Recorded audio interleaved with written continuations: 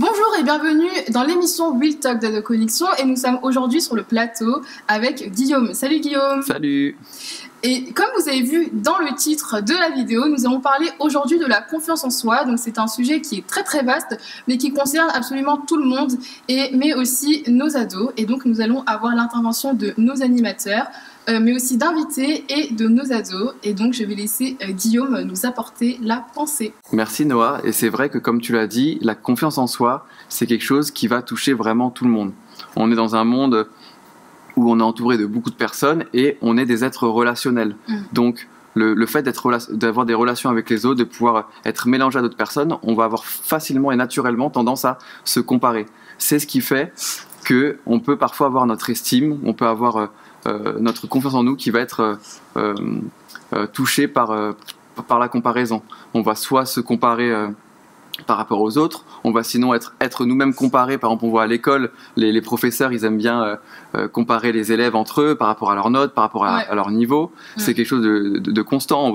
Il y a certaines personnes qui vont se comparer leur beauté. Ah bah moi j'ai des yeux verts, moi j'ai des yeux rouges, moi j'ai des yeux bleus.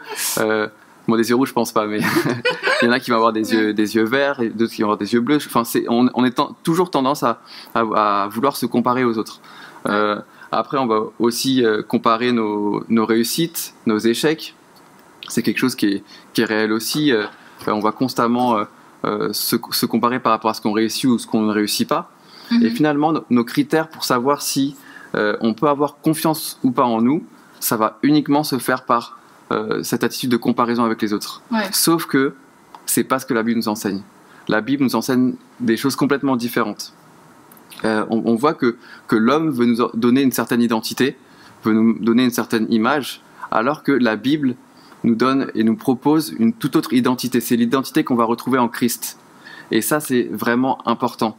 La Bible nous dit que si on a accepté Christ comme Seigneur et Sauveur, alors on est enfant de Dieu, on est une créature merveilleuse, on est voulu par Dieu, on a notre place dans ce monde et on a un but à accomplir dans ce monde. Et ça, je pense que c'est vraiment important. C'est vraiment les mots que Dieu a pour nous, il faut qu'on lui fasse confiance. C'est vraiment extrêmement important si on veut avoir confiance en nous. C'est vraiment la confiance qu'on va avoir en Dieu va nous permettre d'avoir ensuite confiance en nous. C'est vraiment hyper important. On doit construire notre manière l'image qu'on a de nous-mêmes en fonction de ce que Dieu dit de nous. C'est vraiment important. L'identité qu'on a en Christ. Et je vais venir sur cette thématique de l'identité en Christ. Je pense que c'est vraiment essentiel dans la vie d'un chrétien, d'un adolescent, de construire son identité non pas par rapport à ce qu'on peut voir par rapport au modèle de ce monde, mais construire son identité par rapport à ce que la Bible dit de nous et ce que la Bible nous donne comme identité. Et donc l'identité en Christ, je ne peux pas développer tout ce thème parce qu'il est tellement grandiose et merveilleux, ce thème de notre identité en Christ. Je ne peux pas le développer en quelques minutes comme ça, mais je peux donner quelques éléments, quelques pistes, et j'encouragerais vraiment tous les ados et les personnes qui nous suivent à rechercher vraiment qui ils sont en Christ. Alors notre identité en Christ, pour dire quelques éléments qui nous caractérisent, nous sommes, donc comme je disais tout à l'heure, enfants de Dieu, nous sommes aimés par Dieu, nous sommes victorieux, nous avons une valeur incroyable, et ça c'est une réalité, on a une valeur incroyable aux yeux de Dieu, et on est des créatures merveilleuses. Et enfin, un autre élément aussi, parmi tous les autres que je pourrais citer, c'est que nous avons l'Esprit de Dieu qui habite en nous. Et si l'Esprit de Dieu habite en nous, alors on doit avoir une vraie confiance en nous. C'est l'Esprit de Dieu qui nous donne de la force aussi. Donc chaque mot de la liste que j'ai donnée, il mériterait qu'on s'arrête dessus, qu'on puisse vraiment étudier parce que c'est des valeurs qui sont fortes. Mais ça, j'invite vraiment chacun qui regarde cette vidéo à pouvoir poursuivre cette méditation par rapport à toutes ces caractéristiques-là. Et maintenant, pour donner une démarche, imaginons on est une personne qui avons très peu confiance en nous. Si on veut donner une démarche pour pouvoir arriver à avoir confiance en nous, je pense que quelques conseils que je pourrais donner, le premier, c'est accepte-toi. Accepte-toi comme tu es. Les autres t'acceptent comme tu es, Dieu t'accepte comme tu es. toi, accepte-toi aussi. C'est le premier conseil que je donnerais. Le deuxième conseil que je donnerais, c'est connais-toi. Connais quels sont tes dons, quels sont tes talents. Si tu ne les connais pas encore, prends le temps de te connaître. C'est vraiment quelque chose d'important si on veut avoir confiance en nous, de savoir quelles sont nos forces, savoir quels sont les talents, les dons qu'on a. Tout le monde en a. Il n'y a pas à se dire moi j'en ai pas, etc. Tout le monde, il n'y a pas d'exception exactement. Tout le monde a des dons, des talents. Et enfin, en troisième étape, je dirais reste toi-même. Le monde va toujours vouloir nous transformer notre image et faire en sorte qu'on change en fonction du regard des autres. Non, il faut qu'on reste nous-mêmes. On a notre personnalité, on a été créé d'une certaine manière, il faut qu'on puisse rester nous-mêmes quand on est avec les autres, comme quand on est seul. C'est vraiment hyper important. Quatrième étape, aime-toi. Ouais. Des fois, on a du mal à s'aimer. On arrive à aimer les autres, peut-être pas parfaitement, mais on arrive à aimer les autres, à éprouver des sentiments pour les autres, etc. Mais nous-mêmes, on ne s'aime pas, on n'aime pas telle chose de notre corps, de notre manière d'être, de notre caractère, etc. Mais c'est important de s'aimer, on a le droit de s'aimer. Les autres arrivent à nous aimer, alors nous aussi, il faut qu'on puisse s'aimer. Et enfin, la dernière étape que je donnerais, c'est laisse-toi le droit à l'erreur. Ouais. Ne pas être trop dur avec soi-même, c'est hyper important. On est facilement dur avec nous-mêmes, à se juger soi-même par rapport à telle action, telle autre chose. Il faut qu'on puisse se laisser le droit à l'erreur si on veut pouvoir continuer de grandir et avoir confiance en nous. Non mais c'est vrai, tu as tout à fait raison, et c'est vrai que parfois on a tendance à être vraiment rude avec nous-mêmes, mais Dieu il attend pas qu'on soit parfait en fait pour nous aimer, pour nous accepter, voilà, pour nous accompagner. Il faut vraiment qu'on puisse apprendre à nous faire confiance et dans absolument tous les domaines de notre vie. Exactement. Voilà. En tout cas, du coup, j'ai quelques questions à te poser. Si on prend le cas d'une personne qui a déjà confiance en elle, comment on peut différencier du coup la confiance en soi et être orgueilleux? Ouais, c'est intéressant parce que c'est vrai que beaucoup de personnes souffrent du fait d'avoir une petite estime d'eux-mêmes et d'avoir peu de confiance en eux, mais il y a aussi des personnes qui sont vraiment complètement en confiance et qui vont vraiment avoir limite des fois un comportement un peu orgueilleux. Alors en fait ces personnes-là, je pense que de base elles vont pas s'appuyer forcément sur Dieu, elles vont s'appuyer sur elles-mêmes. Elles vont croire que leur réussite vient d'elles-mêmes, que c'est parce que ils ont des capacités, etc. Et ils vont constamment s'appuyer sur leur personne. Je pense que ça, c'est ce qui va caractériser ces personnes-là. Maintenant, la personne qui va avoir confiance en elle, mais qui va être humble, c'est cette personne qui va savoir que sa réussite vient de Dieu, sa réussite vient des capacités que Dieu lui a données, et elle sait reconnaître ça. Je pense que c'est comme ça qu'on pourrait différencier ces deux personnes-là et l'attitude de cœur que ces personnes pourraient avoir. Voilà. D'accord, ok. Et du coup, une autre question, mais qui est cette fois-ci un peu plus pratique. Okay. Donc, comment faire si j'ai pas confiance en moi alors que je vais passer un oral? Je sais pas si tu vois. Ouais, je vois la question.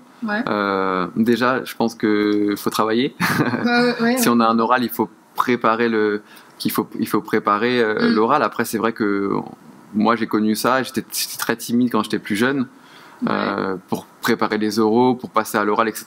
C'est quelque chose qui me faisait... c'est stressant. C'est hyper stressant, c'est vrai. Après, moi, je faisais quelque chose qui fonctionnait plutôt bien.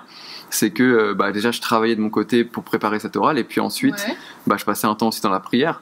Avant de passer cet oral, je me mettais, je priais pour ça, etc. Même des fois, 2 minutes avant d'ouvrir la porte pour aller à la rencontre des personnes qui faisaient passer l'oral, j'avais un temps de prière. Je pense que c'est les deux conseils que je pourrais donner, et puis simplement de croire que Dieu est avec nous en tout temps, qu'il est avec nous aussi bien quand on est à l'église en train de prier qu'au moment où on va être en examen dehors, etc. Et Dieu est accessible, donc si on a besoin de lui à des moments pour réussir nos études ou pour passer un examen ou un oral, il n'y a aucun doute sur le fait que Dieu nous aide et soit avec nous. Du coup, Guillaume, je te remercie d'avoir répondu à nos questions. Et du coup, si vous avez d'autres questions, n'hésitez surtout pas à nous les écrire à l'adresse email qui se trouve en barre de description. Et on va passer tout de suite à notre rubrique témoignages.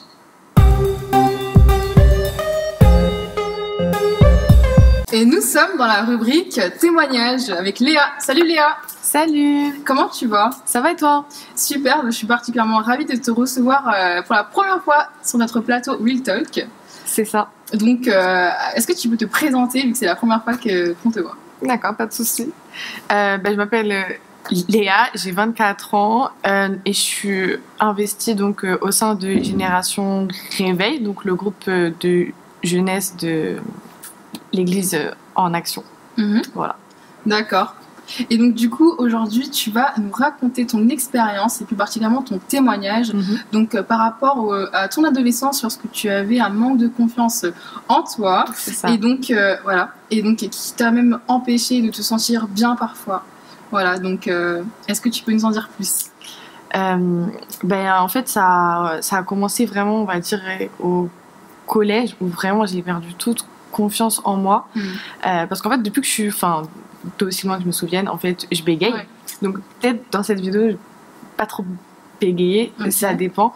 Mais donc voilà, donc je bégayais et donc j'ai subi énormément de moqueries sur ma manière de parler. Donc, ce qui fait que, en fait, j'étais arrivée à un stade où je parlais pas. Ouais. Vraiment, même dire mon prénom, c'était impossible pour moi. Après, j'ai subi des moqueries, que ce soit par rapport à ma manière de parler parce que je bégayais ou par rapport au fait que voilà physiquement en fait c'était pas comme on peut entendre, c'était pas le type de personne que les personnes elles voulaient avoir en face d'elles et du coup voilà, et donc c'était vraiment je l'ai super mal vécu et donc ça a été vraiment un long processus de reprendre confiance en moi parce que en fait, ça a passé ça s'est passé de la manière dont je me voyais dans le miroir ou que je me voyais face aux autres parce que du coup, forcément, tu passes par la frustration. Ouais. J'étais frustrée parce que je voyais les autres faire plein de choses, se sentir bien dans leur peau, se sentir beau et souvent en plus ça se sent et du coup, souvent en plus c'est quelque chose qu'on intériorise beaucoup et donc c'est vrai que j'ai passé beaucoup de moments où je pleurais vraiment intérieurement, extérieurement seule en fait, parce que du coup, quand c'est comme ça, comme je t'ai dit, je me suis renfermée, du coup, j'en parlais même pas. Et donc, c'est difficile pour moi d'entendre, même à l'église, oui, t'es une créature merveilleuse, même si c'est vraiment le verset qui est super important, parce que oui, toi et moi, on est une créature merveilleuse, mais quand voilà, t'as 15 ans, 16 ans, tu bégayes, t'as des boutons d'acné et voilà, t'as plein de moqueries. Je me souviens même de moments où je rentrais de l'école, où je subissais vraiment du harcèlement et où des fois même je préférais faire 1 heure à pied que de me confronter en fait aux autres élèves. Et donc voilà, ça a été vraiment très difficile et même après quand j'ai un peu grandi, de faire face en fait à ce que les autres pouvaient penser de moi en fait. En fait, pour me fixer en fait à comment t'expliquer ça, à mon thermostat en fait de comment je me sentais. En fait, c'était par rapport à ce que les autres pensaient de moi en fait. Ouais, la vie des autres. Ouais. Mais du coup, ça veut dire que pendant longtemps, tu t'es demandé mais comment tu pouvais être utile pour les autres et du coup même pour servir Dieu, c'est ça? Oui, parce que du coup, en fait, je voyais tout le monde être très à l'aise même pour parler et moi, c'était juste impossible. Juste dire mon prénom, déjà c'était pas possible, alors servir Dieu, voilà. Et je me suis dit, en fait, j'ai aucun don en fait, parce que je savais pas chanter, je savais pas danser, et je me suis dit, mais qu'est-ce que je vais faire, qu'est-ce que je vais pouvoir apporter d'utile, que ce soit aux autres ou même à Dieu en fait. Ouais, d'accord. Et du coup, que s'est-il passé dans tout ton cheminement pour que enfin tu puisses prendre confiance en toi? Donc comment le regard envers toi en fait a commencé à changer quoi? Alors, comme je t'expliquais, ça a été vraiment un processus en fait, parce que en fait, c'est pas quelque chose qu'on acquiert comme ça du jour au lendemain. Tu te lèves, tu lis, je suis une créature merveilleuse, tu te lèves, genre, j'ai confiance en moi, ça marche pas comme ça. Pas comme ça. Voilà. En fait, j'ai vraiment pris conscience en fait que Dieu, en fait, c'est un Dieu parfait. Quand tu regardes la nature, genre tout est fait de manière parfaite, même le corps humain, genre il a tellement été fait de manière si complexe et tout que même nous aujourd'hui on ne comprend pas, tout est parfait. Et je me suis dit, donc du coup, comment en fait moi je pourrais pas être à son image, du coup quelque chose de merveilleux en fait. Et j'ai pris conscience en fait que si Dieu m'avait créer, c'est que forcément déjà j'avais un don, j'avais un talent, et que il fallait que je sois moi-même. Et donc j'ai appris en fait à me servir donc de mon bégaiement en fait comme une force en fait. Moi qui ai cru pendant des années que c'était vraiment une faiblesse, quelque chose qui allait m'empêcher de faire les choses, au final pas du tout. Et il le dit d'ailleurs dans sa parole que je ferai de tes faiblesses une force. Et donc c'est vraiment ce qui s'est passé. J'en ai fait ma force aujourd'hui. Souvent on me dit mais en fait ça se voit même pas en fait que ça fait partie de ta personnalité. Et aujourd'hui franchement c'est vraiment quelque chose qui me touche. Et voilà. Bah, justement on voit que maintenant tu sers Dieu en fait, et on voit que même avec ton bégaiement, bah, au contraire, aujourd'hui ça ne te freine absolument pas, et on voit qu'aujourd'hui tu avances et que vraiment tu as mis toute ta confiance en Dieu, quoi. Ouais, non, aujourd'hui c'est pas quelque chose qui me bloque du tout, mais pas du tout. Et en fait, bah, j'ai pris conscience un jour vraiment de mon don, de mes talents, et c'est vrai qu'aujourd'hui, quand les gens me voient, ou quand même moi je me vois, je suis choquée. Des fois je suis choquée parce que je me dis quand même Dieu a fait un travail de ouf.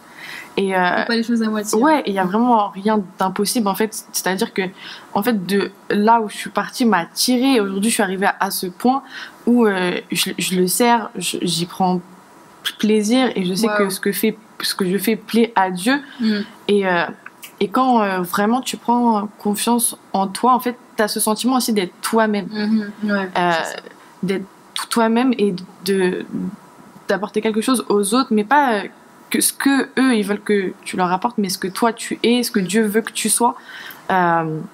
C'est super important, et tu prends cette confiance qui vient pas de toi, mais qui vient de Dieu, parce que souvent, en fait, au tout début, durant mon processus, j'ai voulu beaucoup faire les choses par moi-même et me servir m'appuyer en fait sur mes propres forces pour prendre cette confiance que j'ai aujourd'hui en moi. Mais au final en fait, dès que j'ai décidé en fait vraiment de tout laisser à Dieu, et c'est là vraiment que j'ai senti cette force en fait, mais qui venait pas du coup de moi en fait, mais qui venait de Dieu. Waouh, c'est fort. Merci beaucoup Léa pour ton témoignage, vraiment ça me touche énormément, et j'espère aussi que ça va pouvoir encourager nos ados qui nous regardent, et même d'autres personnes d'ailleurs qui a besoin d'encouragement. Et merci encore d'être venu sur le plateau Real Talk. Je vous remercie à vous surtout. Est-ce que tu as un petit mot de la fin? Petit mot de la fin, n'ayez pas peur vraiment de ce que vous êtes. Appuyez-vous uniquement sur ce que Dieu pense de vous, et il faut pas en fait faut savoir et comprendre que ça va pas se faire d'un coup, que parfois vous allez peut-être pas y arriver du premier coup ni au deuxième coup, mais que c'est vraiment un processus, qu'il faut prendre le temps de se connaître, de savoir ce qu'on aime, qui on est, d'où l'on vient, où on veut aller aussi, où Dieu veut nous emmener, et c'est là que vraiment vous allez prendre confiance en vous. Merci beaucoup Léa pour ton intervention, et on va passer maintenant à la rubrique louange.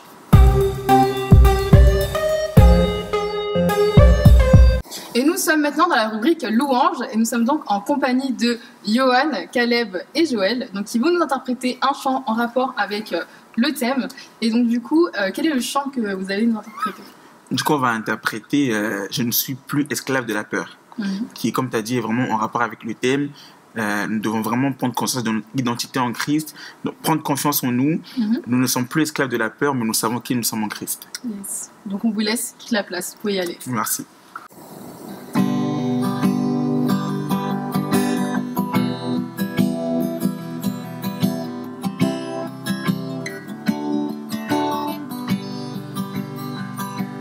Tu m'as ébloui par tes mélodies, tu m'entoures d'un chant d'amour, chant de délivrance devant mes ennemis, toutes mes craintes s'enfuient.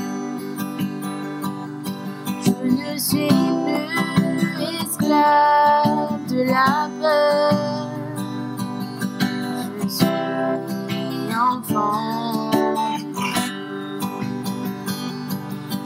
ne suis plus esclave de la peur. Je suis enfant. Avant ma naissance, tu m'avais choisi, appelé par mon nom. Tu m'as adopté, je suis de ta famille. Ton sang coule dans mes veines. Je ne suis plus esclave de la peur. Je suis l'enfant de Dieu. Je ne suis plus esclave de la peur. Je suis enfant de Dieu. Non, je ne suis plus esclave de la peur. Je suis enfant de Dieu. Non, je ne suis plus esclave de la peur. Je suis enfant de Dieu. Oh, oh, oh, oh, oh, oh, oh,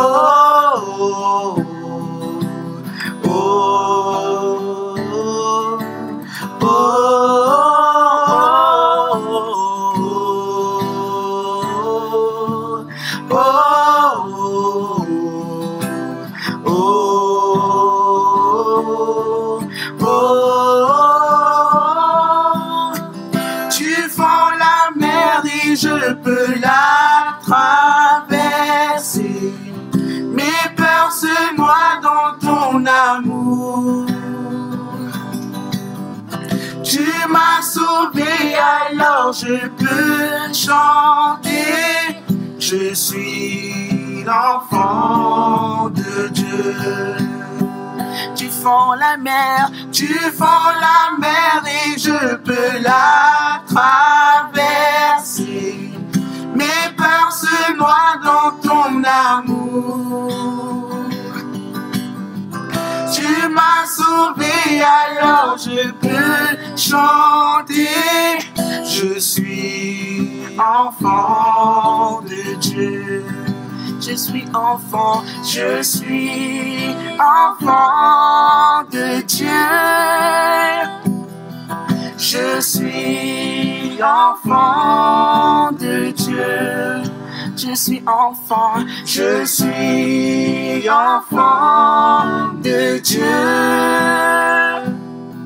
Je suis enfant de Dieu. Je suis enfant de Dieu. Je suis enfant de Dieu. Je ne suis plus esclave de la peur. Je suis enfant de Dieu. Je ne suis plus esclave de la peur. Je suis enfant de Dieu. Merci beaucoup pour ce chant très encourageant. Merci à toi. Et merci aussi d'être venu sur notre plateau Real Talk d'Ado Connexion. Et on va passer maintenant à notre rubrique découverte.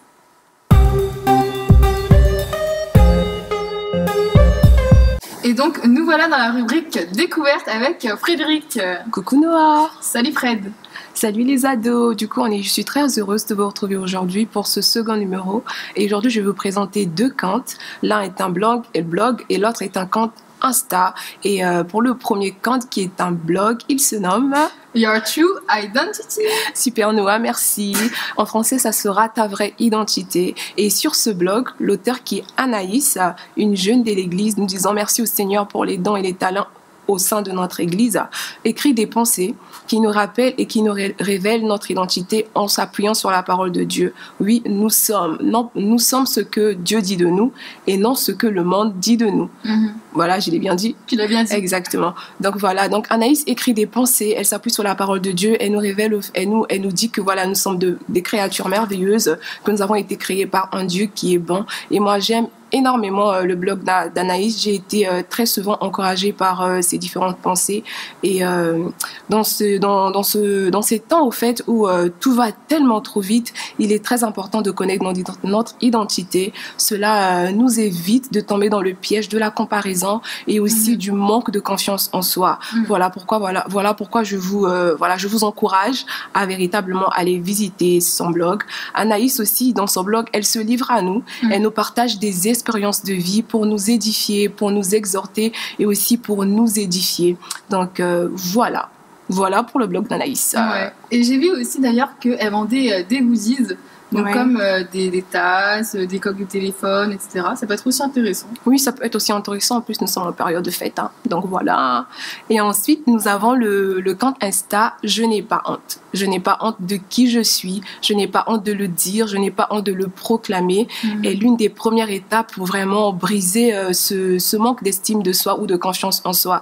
Et sur le compte Insta « Je n'ai pas honte », on trouve au fait des petites vidéos de différentes personnes qui ont décidé de mettre des mots sur leur complexe. Bon, je vais pas dire leur complexe, mais sur des choses qui étaient autrefois au fait leur complexe, mais aussi au fait des témoignages de vie transformés par Dieu. Et ces vidéos sont véritablement très encourageantes parce que on parle parfois dans ce blog aussi, sur ce compte Insta, on parle aussi au fait des sujets, des sujets de la vie de tous les jours qui peut être parfois tabou ou pas, mais de façon véritablement décomplexée où un ado, un jeune pourra véritablement s'y trouver tout simplement. Donc n'hésitez pas à faire un tour sur ces différents comptes. Le compte d'Anaïs, je vais pas le dire en anglais parce que mon anglais, voilà, on laisse tomber. Et le compte, au fait, Je n'ai pas honte de J.M. Morier. Vous serez vraiment, vraiment, vraiment bénis parce que moi, j'ai été bénie, je suis abonnée et je lis très souvent ses pensées. Donc voilà les ados pour la rubrique découverte. Merci beaucoup Frédéric pour ces découvertes. Donc le blog d'Anaïs et le compte Instagram de J.M. Morier qui vraiment pour ma part m'édifie énormément. Je suis les deux comptes et vraiment tous les sujets en fait m'édifient énormément. Et comme l'a dit Frédéric, je vous incite vraiment à aller faire un tour parce que ça vaut vraiment des tours. Et donc merci beaucoup Frédéric. Rien à voir. Voilà, et donc notre émission touche à sa fin. On vous remercie d'avoir suivi notre émission et donc vous pouvez retrouver toutes nos activités sur le compte Instagram Ado Connexion qui va s'afficher juste en bas de l'écran. Et donc n'hésitez pas, si la vidéo vous a plu, à lâcher un like ainsi qu'un commentaire. Et donc on vous dit à très bientôt et prenez soin de vous, que Dieu vous bénisse.